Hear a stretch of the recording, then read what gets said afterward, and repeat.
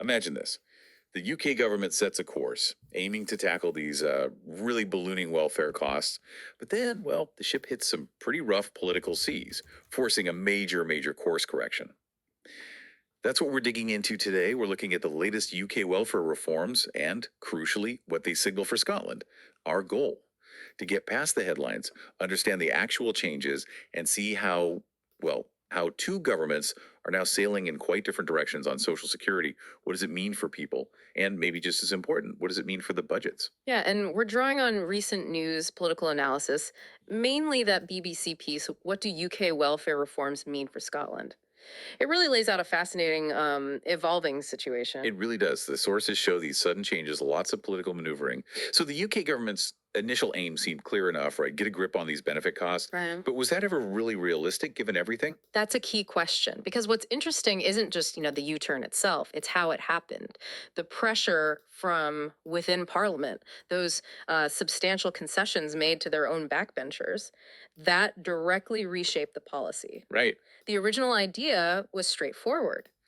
Deal with a predicted 30 billion rise in health benefits for working age people, try and get more people working, but it turned into this, well, high stakes political game. Substantial concessions. That sounds pretty significant. Yeah.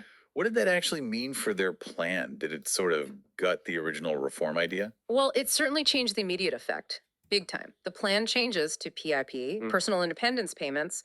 They now only affect new claimants. Only new ones. Yeah, and even then, they're delayed, pushed back until after they review the criteria. So if you're already getting PIP, nothing changes, for now at least. It really shows how political leverage, in the real world can just force a change in direction, even on major plans. Okay, so PIP changes are kicked down the road, only for new people. But universal credit, that's UK wide still. That's right. Universal credit applies everywhere. And yes, new claimants for the health part might face tougher assessments. Okay. And this is the twist, the standard part of universal credit, the basic payment, that's actually set to go up Up more than inflation. for the next 4 years. Yeah, above inflation. So, despite wanting to cut spending, this specific reform, it's actually going to cost the government money initially. Wow. Okay, that is not what you'd expect. Is that just like a political calculation they had to make? It seems like a real paradox, isn't it? It led to what the sources called one of Sir Keir Starmer's most difficult days, shows how fast things can shift when the pressure's on. It looks like a strategic retreat, basically, forced by politics. Right.